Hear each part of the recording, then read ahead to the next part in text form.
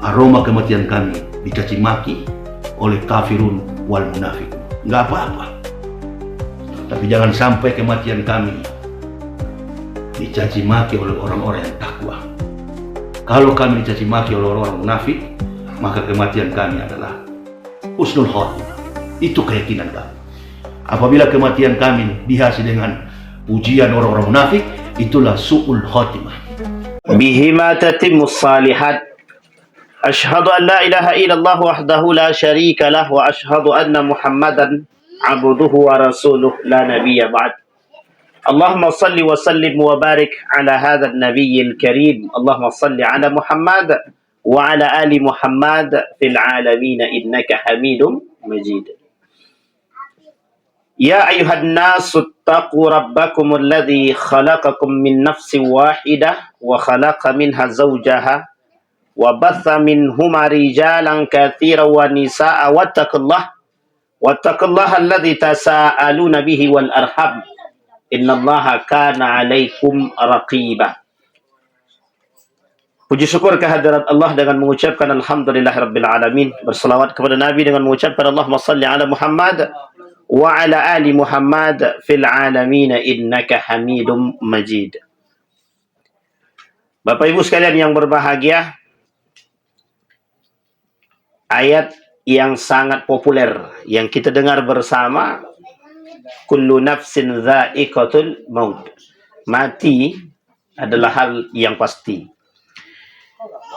Dalam persoalan kematian ini, seorang penyanyi unggul yang juga cukup dikenal namanya, dalam lagunya dia kata, tak bisa kita nak lari kemanapun daripada kematian. Menunjukkan betapa hebatnya kematian itu, yang siapapun yang memiliki kehebatan untuk menghilang apapun kekuatannya, dia tetap akan mati. Yang tak pernah bisa. Seorang profesor dari Amerika mencoba ingin menciptakan satu ilmu, satu aplikasi yang bisa membuat manusia abadi. Sampai hari ini belum ada keberhasilan untuk menandingi kekuasaan Allah Subhanahu wa ta'ala. Bayangkan ketika Allah berkata, la yastakhiruna sa'ah wa la yastaqdimun. Tidak bisa dimajukan dan tak bisa dimundurkan. Karena ukurannya detik. Tak ukurannya menit, tapi detik. Apalagi kalau kita berfikir tentang jam, hari. Tapi keterlenaan manusia, innan nasa ghafiluna 'anil mauti. Manusia itu dilalaikan daripada kematian. Yang membuat manusia lalai dari kematian itu satu saja. Ni'matul hayatid dunia. Kenikmatan kehidupan dunia. Sehingga bagi mereka hari ini, ada orang-orang yang berfikir, ntar aja berfikir, mati itu. Iya kalau Allah matikan. Dan belum tentu Allah matikan. Bisa jadi tak Allah matikan. Ini bahasa orang-orang yang tak beriman. Karena mereka tak punya standar untuk ke depan bagaimana mempersiapkan diri. Tak. Dia bagi dia biasa saja. Dulu orang dengan kematian ini takut. Karena dia tak tahu apa yang nak dia bawa. Tapi sekarang tak, orang tantang. Manusia hari ini dia tantang, datang kiamat tu dia tantang. Datang kematian dia tantang. Mana mati tak ni? Ambil lah. Mana Tuhan ni cabut nyawaku ni? Kata dia. Kenapa? Mereka banyak yang tertipu. Ya ghurru. Mereka tertipu. Au yugharru bihid dunia. Mereka tertipu dengan nikmatnya dunia. Kata Allah, kematian tu tak bisa dimajukan, tak bisa dimundurkan. Dalam surat Luqman itu adalah kata, innallaha 'indahu 'ilmus sa'ah wa yunazzilul ghaitha wa ya'lamu ma fil arham. Masalah yang gaib itu urusan Allah. Masalah hujan, masalah apapun itu urusan Allah. Tapi kalimat selanjutnya Allah kata, wa ma tadri nafsum madza taksibu gadan. Manusia tidak tahu apa yang besok dia mau nak buat. Dia manusia punya perencanaan yang besar, kata dia, besok aku nak pergi ke sini. Tapi qadarullah, Allah kata dia mati dia. Wa ma tadri nafsum bi ayyi ardin tamut. Manusia, kalian tidak tahu matinya di mana tuh, tidak tahu, kata dia. Nanti kita lihat. Ada 7 nasihat setidaknya untuk kita dalam kematian itu. Maka kita tidak tahu. Bahkan di dalam Al-Quran, Allah bilang begini. Kata Allah dalam Al-Quran, amat tanasnataini wa ahyai tanasnatain. Kami matikan kalian 2 kali, kami hidupkan 2 kali. Bukan kami hidupkan 2 kali, kami matikan 2 kali. Bukan. Kami matikan 2 kali, kami hidupkan 2 kali. Amat tanasnataini wa ahyai tanasnatain. Bayangkan dalam setiap kehidupan punya pertanggungjawaban. Dimatikan pertama, kemudian dihidupkan, dapat pertanggungjawaban. Ketika manusia di dalam rahim, belum ada satu pun yang bisa dia perbuat. Lahir ke muka bumi, kemudian dikeluarkan, dihidupkan oleh Allah, ditiupkan. Dalam diri dia ditiupkan roh. 40 hari ditiupkan roh. Setelah ditiupkan roh, apa yang nak dibuat? Dia tak bisa buat apa-apa. Ketika dia keluar, dia punya janji dengan Tuhan, dengan Allah dia janji. Apa janjinya? Saksi. Bahwa kami bersaksi bahwa Tuhan adalah Allah. Allah adalah Tuhan kami. Itu saksi. Keluar dia, tak ada kehidupan kecuali apa yang dia perbuat. Dia tak bisa berbuat apa-apa sampai pada masanya dia berbuat. Maka kemudian setelah dia mampu berbuat, ketika Allah hendak matikan, baik kecil, tua, muda dan lain sebagainya, Allah cabut seketika. Ada yang mati ketika dalam kandungan. Ada yang mati ketika sudah keluar. Ada yang mati dalam saat hitungan bulan. Ada yang mati masih dalam keadaan bayi dan lain sebagainya. Ada yang mati bahkan sampai 100 tahun. Pertanyaannya adalah, siapa yang tahu rahasia kematian? Tidak ada. Cuma para ulama pernah menuliskan, Allah selalu memberikan kabar ini, Allah selalu memberikan bentuk, Allah selalu memberikan kata Nabi dalam hadisnya, ada hal-hal yang selama 40 hari kematian itu akan datang. Sebelum datang kematian, sebelum 40 hari itu ada tanda-tanda yang diberikan. Liman lil mu'minina alladzina yadzakkarun. Bagi orang beriman yang berfikir. Tapi sampaikah? Tidak sampai. Tahukah? Tidak tahu. Kalau ada yang tahu kematian dia, maka tingkat keimanan tinggi. Dan dia tidak mungkin menolak kematian. Itu tidak mungkin. Pernah satu cerita, tapi kita anggap cerita ini sebagai motivasi saja. Ali bin Abi Thalib bukan tidak tahu bahwa dia besok akan dimatikan oleh Allah. Tapi dia tak pernah minta untuk menolak kematian tersebut. Karena dia tahu keyakinan dia kepada Allah. Ini bukti keimanan. Bahkan para ulama mengatakan sahabat-sahabat itu berdoa, ya Allah, dalam keadaan sekarang matikan kami. Agar kami bisa bertemu dengan engkau. Yauma liqa'a rabbi. Ini harapannya orang beriman. Maka kematian bisa menjadi 2 hal. Satu positif, satu negatif. Kematian bisa menjadi sesuatu yang dinanti bagi orang yang betul-betul beriman. Yang betul-betul merindukan Allah. Tapi kematian bisa menjadi satu hal yang menakutkan bagi siapa? Bagi mereka yang tidak memiliki iman. Sehingga bagi mereka yang tidak memiliki iman, kematian itu menjadi nasihat. Maka disebutkan dalam hadis Nabi, "Aktsiru min dzikri hadzal ladzat, hadzihil ladzat." Ingatlah banyak-banyak tentang kenikmatan ini. Disebutkan oleh para ulama, apa yang disebut dengan kenikmatan tersebut? Ya'ni al-maut, kematian. Kemudian kematian kata para ulama, kematian itu nasihat. Makanya kenapa kalau kita ziarah kubur, yang pertama kali bukan persoalan yasinnya, bukan persoalan baca Qur'annya, bukan persoalan doanya. Yang pertama sekali orang datang ke kubur itu satu saja. Zikrul maut, mengingat kematian. Andai kata yang mati ini bukan jenazah itu saya. Ista'addu am lam yasta'id. Mereka bersiap atau tak siap? Sudahkah kita siap dengan melihat liang lahat itu? Yang besarnya tak seberapa. Bayangkan, ketika dimasukkan dalam tersebut, ketika Allah berkehendak, ternyata dia belum mati. Betapa tersiksanya dia. Nah, na'udzubillah, thumma na'udzubillah. Ini kematian. Maka kematian ini, kata para ulama, harus diperbanyak untuk mengingat. Agar manusia jauh daripada kemaksiatan. Tapi ada orang yang melakukan kemaksiatan, dia justru meremehkan kematian. Dia tak takut, bahkan ditantang itu kematian. La yu'minun. Mereka tak beriman. Mereka orang-orang yang tidak beriman. Bapak Ibu sekalian yang berbahagia, maka posisi kematian di dalam pemahaman para ulama adalah nasihat tertinggi bagi orang beriman. Kalau orang beriman tidak menjadikan kematian sebagai nasihat, tidak ada lagi yang bisa memberikan nasihat kepada dia. Karena kematian adalah nasihat tertinggi. Orang terbaring, terbujur, tak bisa berbuat apa-apa. Tak ada manusia yang bisa mengambil pelajaran. Kalau ada manusia yang tidak bisa mengambil pelajaran dari kematian atau jasad yang terbujur, disinilah poin pentingnya. Maka mereka dikatakan orang-orang yang tidak beriman. Bapak Ibu sekalian yang berbahagia, di dalam diri kita nih, itu terdapat dua hal. Yang tidak akan ada yang ketiga. Cuman dua hal ini saja. Tak ada yang ketiga. Yang pertama, kebaikan. Yang kedua, keburukan. Tidak ada lagi yang ketiga, tidak ada. Tidak ada yang abu-abu itu tidak ada. Semuanya cuma dua. Kalau tak baik, buruk. Pilihan di akhir juga begitu. Kalau tidak surga, ya neraka. Tidak ada lain. Kitabnya pun begitu. Allah kasih kitabnya. Kalau tidak yang baik dalam catatan amal baik, ya catatan buruk. Tidak ada catatan subhat di situ. Catatan yang tengah-tengah. Oh, kadang dia ini. Tidak ada. Catatan yang wasatiyah. Netral. Catatan modern. Tidak ada. Kalau tidak baik, buruk dia. Kalau tidak baik, buruk. Kalau tidak halal, haram. Kalau tidak mati, hidup. Itu saja pilihan. Tak ada lain. Maka di sini poinnya. Bagi kita. Dalam diri kita cuma terdapat dua hal. Yang dua-dua itu tergantung pada tingkat keimanan. Yang pertama, ketakwaan. Yang kedua, kemaksiatan.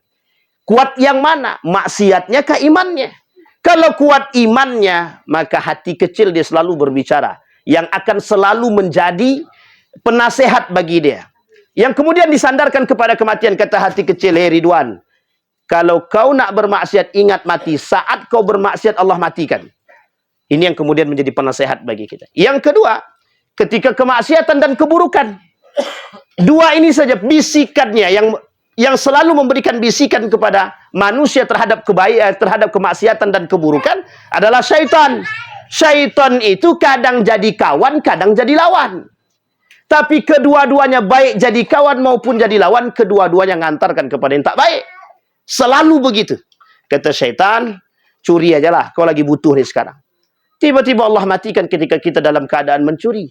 Apa yang nak kita kata? Apa yang nak kita bertanggungjawabkan kepada Allah? Maka, kata para ulama, setidaknya ada 7 nasihat yang harus diingat bagi setiap orang beriman terhadap kematian itu. Yang pertama, kata para ulama, adalah mengingat kematian adalah hal yang ibadah yang sangat dianjurkan. Kala Nabi SAW, akthiru dzikra hadzal lazzat. Hazimal lazzat. Apa itu hazimal lazzat? Yang disebut oleh para ulama, ya'ni al-maut. Perbanyaklah mengingat kematian. Setiap orang yang datang ke tempat yang meninggal, mesti yang ditanya, tak ada tanda-tandanya. Adakah yang ditinggalkan dia? Sebelum dia mati, apa yang dia lakukan? Setiap orang selalu berpikir, oh mungkin begini, mungkin begitu. Setiap orang selalu bertanya, oh dia ternyata sudah beri isyarat. Apakah kita sampai? Apakah kita sadar? Tak sadar. Karena inilah kunci bahwa kematian adalah urusan Allah. Banyak orang yang sudah mempersiapkan kematian, tapi Allah tak matikan. Banyak orang yang tidak mempersiapkan kematian, tiba-tiba Allah matikan. Tapi ingat, kata kunci daripada baginda Nabi Muhammad SAW, orang yang selalu perbanyak melakukan kebaikan dan dianggap baik oleh Allah, maka akan mungkin Allah matikan dalam keadaan baik, dia muda ataupun tua atau dalam keadaan cepat. Nah, ini poin penting bagi kita. Yang pertama tadi kata para ulama, mengingat kematian adalah ibadah yang sangat dianjurkan. Kenapa ibadah yang sangat dianjurkan? Karena manusia tak luput daripada maksiat dan dosa. Sehingga butuh kita nasihat kematian itu. Tanpa harus berbicara. Kematian tak berbicara. Kalau malaikat maut datang, Wan, ingat mati. Tak mau dia begitu. Cabut langsung. Cabut langsung. Itu pun bukan malaikat maut yang cabut. Yang cabut kita nih, kroco-kroco daripada malaikat maut. Malaikat maut cuma mencabut para nabi saja. Itu pun dia tak sanggup. Ketika dia mau mencabut baginda Nabi Muhammad SAW, nyawa baginda Nabi Muhammad SAW. Tak sanggup, dia datang ke Jibril. Kata dia kepada Jibril, gimana mau mencabut? Aku je tak sanggup, kata Jibril. Itu kekasihnya aku. Yang paling aku cintai. Datang kepada Allah. Kata Allah, tak bisa. Cabutlah. Datang dua-duanya turun sekali. Malaikat maut sama Jibril. Tapi yang mencabut kita ni bukan malaikat Jibril, tapi kroco-kroco daripada malaikat Jibril. Malaikat maut tadi. Artinya apa? Setiap itu sudah mengintai ni. Siapa yang bakal menjadi target selanjutnya? Tidak ditengoknya 70 tahun, 80 tahun, 100 tahun. Tidak ditengoknya. Oh, ini sudah ajalnya nih. Rezekinya dah habis dah. Cabut. Standarnya apa? Rezeki dah habis. Rezeki dia di muka bumi dah habis.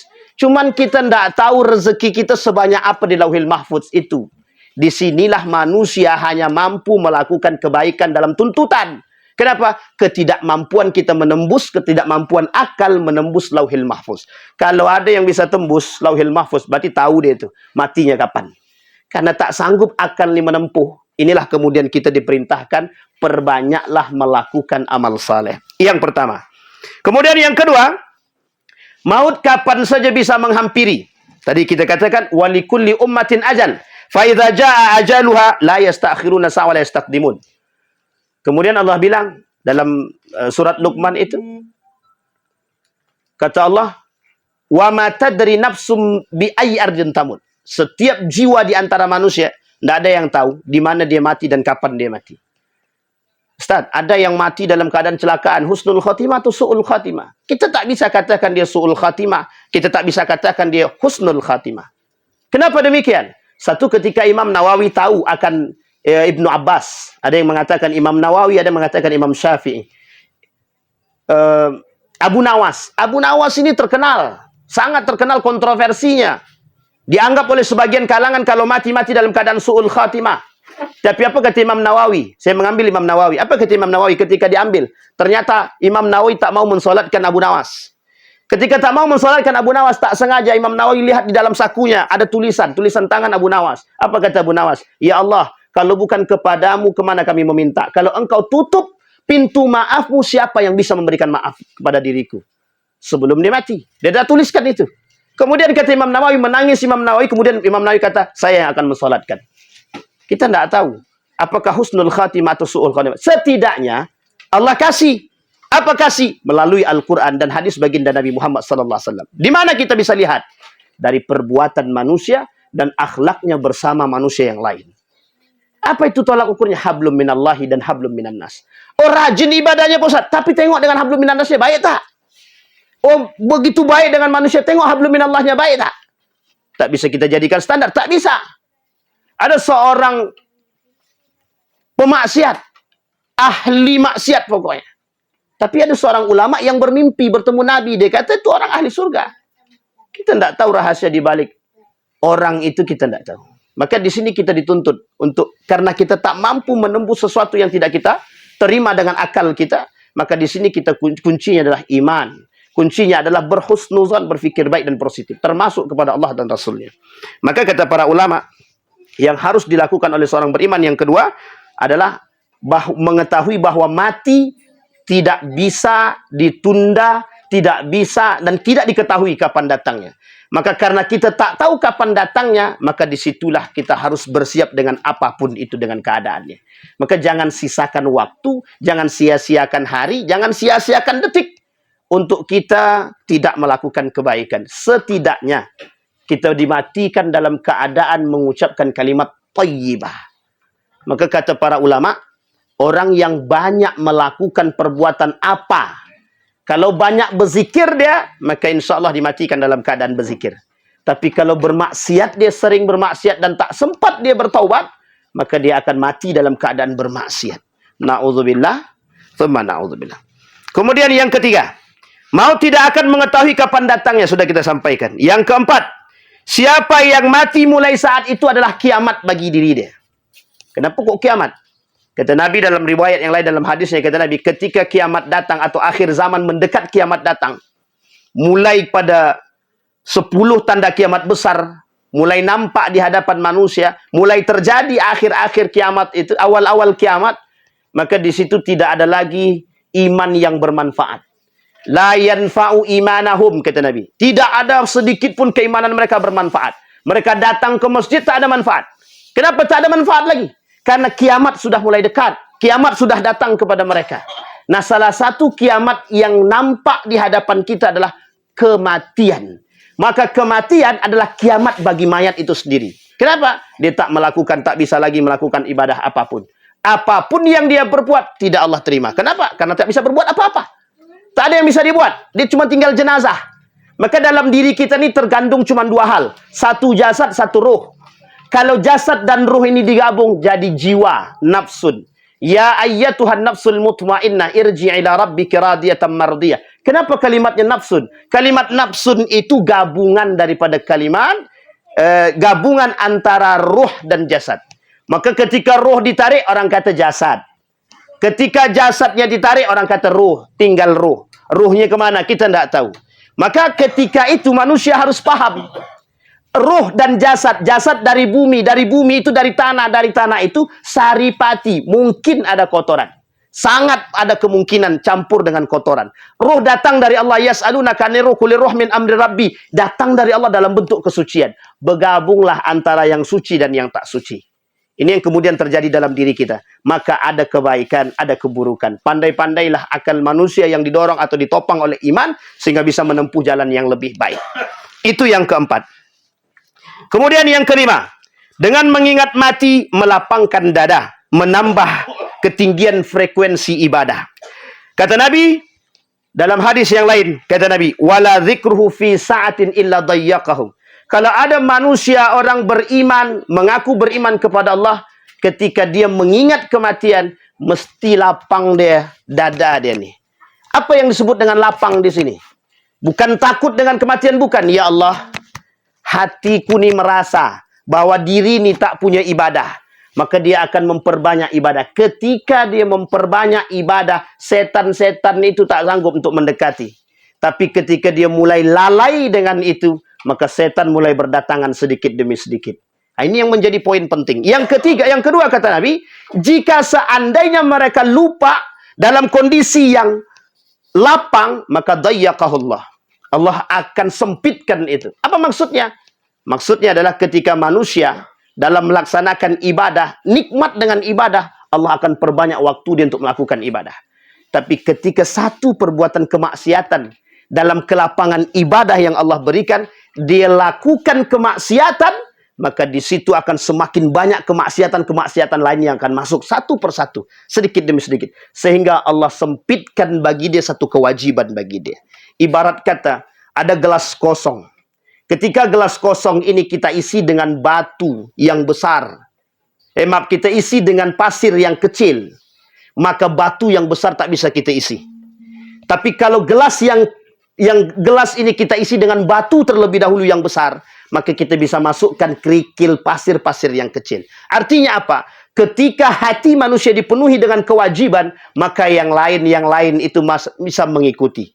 Tapi kalau yang tidak bermanfaat diisi terlebih dahulu, yang tidak mendekatkan diri kepada Allah, kemaksiatan, maka yang wajib-wajib ini tak bisa masuk lagi.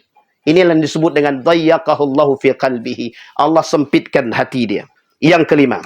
Kemudian yang keenam, dengan mengingat mati seseorang akan menjadi mukmin yang cerdas berakal. Kata Nabi, orang yang selalu mengingat kematian mesti akalnya cerdas. Kenapa demikian? Karena akal dia akan selalu mencari ibadah apa lagi yang harus aku lakukan, sehingga bisa menutupi kemaksiatan-kemaksiatan yang aku perbuat. Kemudian yang terakhir, yang ketujuh. Hari ini adalah banyak beramal tidak hitung-hitungan. Esok kita tidak tahu lagi. Maksudnya apa? Kata Nabi, ketika engkau sadar dengan kebaikan hari ini, buatlah apa yang bisa engkau buat hari ini. Jangan pernah berpikir esok. Karena esok kita tidak tahu. Wa ma tadri nafsum madza taksibu gadan, kita tidak tahu apa yang kita buat. Maka jangan pernah melakukan menunda perbuatan. Kalau bisa dipercepat, percepatlah. Aku nak baca Quran sekarang. Bacalah Quran langsung. Tak usah tunggu-tunggu nanti. Ya kalau nanti kemudian Allah kasih waktu. Kalau nanti langsung Allah matikan, kita tak jadi baca Quran. Nah, inilah poin penting kenapa Allah kata bahwa kedatangan kematian sangat dekat dengan manusia itu. Tak ada kedekatan yang paling dekat dengan manusia adalah kematian. Maka ketika Imam Al-Ghazali ditanya oleh muridnya, apa yang paling jauh dari diri dia adalah sesuatu yang sudah berlalu. Meskipun hanya 1 detik.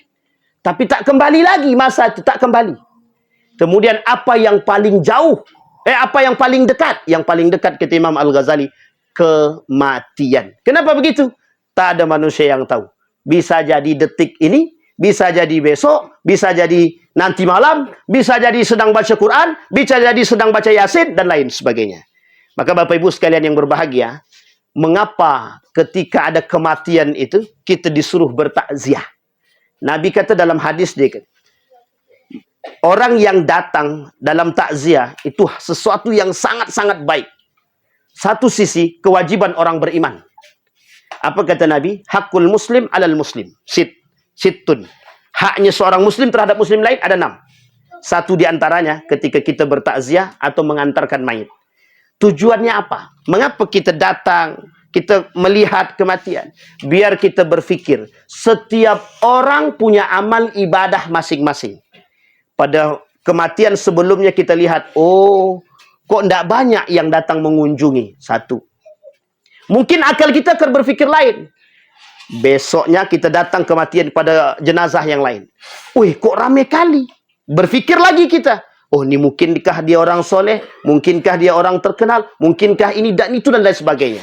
Kemudian ada kematian yang lain. Kita tanya, oh, orangnya tidak, tapi kok baunya harum sekali. Kadang-kadang ada orang mencium bau harum yang tak tahu dari mana asal. Kemudian berfikir dia, begitu harumnya jenazah nih. Padahal belum tentu. Bisa jadi dari parfum saudara. Tapi bisa jadi dari itu. Itu ketentuan Allah. Yang kita tidak tahu. Bisa jadi ada orang-orang yang mohon maaf. Tak sanggup kita untuk memegang jenazah dia. Kenapa tak sanggup? Saking ramainya manusia yang datang. Apakah dia orang besar? Apakah dia orang kecil? Kita tidak tahu. Tapi yang tahu adalah Allah. Kapan Allah ingin menggerakkan hati manusia, tergantung pada tingkat keimanannya. Ini poin penting yang untuk kita sampaikan. Seorang pemuda yang sudah menikah, setiap malam kerjaannya cuma satu. Dua. Satu, membeli khamar. Yang kedua, dia bebaskan wanita, membeli seorang wanita, agar wanita tersebut bebas daripada pelacuran. Apa yang terjadi? Istrinya kata, kelak tidak akan ada yang mau mensolatkan dirimu. Apa kata dia? Yang akan mensolatkan diriku adalah para ulama-ulama besar yang ada di sini. Pada masa Khalid Ar-Rasyid. Apa yang terjadi? Singkat cerita, meninggal pemuda tersebut. Yang sering beli khamar, yang sering membeli perempuan. Di mata manusia, laki-laki ini pelaku maksiat. Kenapa dia sering beli khamar? Orang tahu. Tapi akal manusia tak sampai apa yang dia buat. Tak sampai dan tak tahu apa yang dibuat oleh laki-laki tersebut. Ketika dibelinya khamar, setiap malam dia buang tuh khamar. Di jembatan dia buang. Terus. Kemudian dia beli perempuan. Setiap malam dia beli perempuan. Kemudian bebas. Dibebaskan. Mulai malam hari ini kau pulanglah ke rumah dirimu. Tak usah kau lakukan perbuatan-perbuatan yang ternoda. Mati dia. Meninggal laki-laki tersebut. Tak ada satupun yang mau datang. Satu ketika datang Harun Ar-Rasyid. Mengetahui keadaan tersebut. Apa kata Harun Ar-Rasyid? Mengapa tak ada yang mau mensolatkan? Semua masyarakat mengatakan sepakat akan kemaksiatan dan kefasikan laki-laki ini. Kemudian apa kata Harun Ar-Rasyid? Datang kepada istri dia. Ditanya kepada istri, apa yang dilakukan oleh suamimu? Sampai orang tak ada mau mensolatkan jenazah tersebut. La wallahi, kata istri. Wallahi, kata istrinya. Setiap malam aku melihat suamiku membeli minuman khamar dan perempuan-perempuan yang tidak baik. Tapi bukan untuk dia pakai dan bukan untuk dia cicipi. Tapi dia buang. Kemudian perempuan dia bebaskan setiap malam. Sampai aku berkata kepada suamiku, kelak tidak akan ada yang mau mensolatkan dirimu. Apa kata dia? Kelak akan banyak para ulama yang mensolatkan diriku. Seketika itu Harun Ar-Rasyid panggil semua pemuka tokoh-tokoh agama dan para ulama ketika itu. Untuk mensolatkan satu jenazah tersebut. Kita tidak tahu di balik cerita, kita tidak tahu. Imam Al-Ghazali memberikan rahasia kepada kita. Selalulah berfikir baik kepada Allah dan Rasulnya. Dan berfikir baiklah kepada manusia. Karena kematian bukan urusan manusia. Tapi itu adalah urusan Allah. Ketidakmampuan kita mengetahui sesuatu yang tersirat di balik hati setiap manusia. Ini yang menjadi persoalan bagi kita. Andai kata. Ini kalimat pengunci sebelum kita tutup. Andai kata, kata Nabi. Kata para ulama. Satu hati manusia yang kita suuzonin ternyata tak sesuai dengan apa yang kita bayangkan.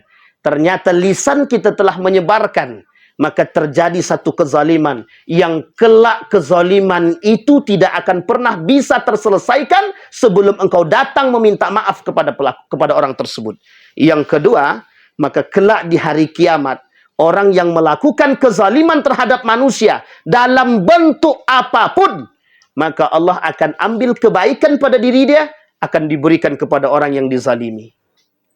Kalau habis kebaikan dia, maka keburukan orang yang dizalimi akan diberikan kepada orang yang menzalimi. Na'udzubillahi, thumma na'udzubillah. Qaswatul qalbi. Maka hindarilah penyakit-penyakit, kata Ibnul Qayyim Al-Jauziyah, yang condong mengantarkan hati kita kepada sesuatu yang membuat hati kita keras, yang membuat kita terjebak dalam dosa-dosa baik yang kita tahu maupun yang tidak kita tahu, tidak kita ketahui. Apatah lagi sekarang ini kita berada di zaman yang serba fitnah, serba abu-abu, serba kerjaannya menggibah, lisan tak ada lagi remnya, nafsu tak ada remnya. Semua umat manusia berkehendak melakukan sesuatu apa yang ingin mereka lakukan. Maka disinilah kunci iman, perbanyak mengingat kematian, agar kita terbebas dari lisan yang berucap dengan perkataan yang salah dan dorongan nafsu yang selalu mengantarkan kita kepada kedurhakaan kepada Allah. Mudah-mudahan nasihat yang 7 ini bisa kita pegang. Semoga bisa menjadikan kita orang-orang yang kokoh dengan keimanan. InsyaAllah kita husnul khatimah dan istiqamah dalam kebaikan dan ketaatan. Fa'tabiru ya ulil absar la'allakum tuflihun. Kita doa. A'udzu billahi minasyaitonir rajim. Bismillahirrahmanirrahim. Alhamdulillahi rabbil alamin. Hamdas syakirin hamdan naimin. Hamdan yuwafi ni'amahu wa yukafi'u mazidah. Ya Rabbana lakal hamdu kama yanbaghi li jalali wajhikal karim wa 'azimi sultanik. Allahumma salli ala Muhammad wa ala ali Muhammad. Allahumma faqihna fid din wa 'allimna ta'wil. Allahumma ighfir lana dhunubana wa dhunuba walidina warhamhuma kama rabbayana shighara. Allahumma ighfir lahu warhamhu wa'afihi wa'fu anhu wa akrim nuzulahu wa wasi' madkhalahu waj'al al-jannata mathwahu. Allahumma la tahrimna ajrahu wa la taftinna ba'dahu waghfir lana wa lahu. Allahumma la tu'adzibhu fa innaka ghaniyun 'anil 'adzab. Fa in kana musii'an faghfir lah. Fa in kana muhsinan fazid ihsana. Allahumma ighfir lahum warhamhum wa'afihim wa'fu anhum wa akrim nuzulahum wa wasi' madkhalahum waj'al jannata mathwahum. Allahumma anfa'na bima 'allamtana warzuqna 'uluman tanfa'una fid din wad dunya wal akhirah. Allahumma akhtimna bi husnil khatimah wa la takhtimna illa bi husnil khatimah. Allahumma ij'alil qur'anal 'azima rabi'a qulubina wa nura sudurina wa jilaa'a ahdanina wa dhihaba humumina wa ghumumina. Allahumma ansur man nasara ad-din wa khudhul man khadhala al-muslimin. Allahumma arinal haqqa haqqa warzuqna ittiba'ah wa arinal batila batila warzuqna ijtinabah. Allahumma inna nas'aluka khaira hadzal makan wa khaira ma fihi wa khaira ahli wa na'udzu bika min syarri hadzal makan wa syarri ma fihi wa syarri ahli.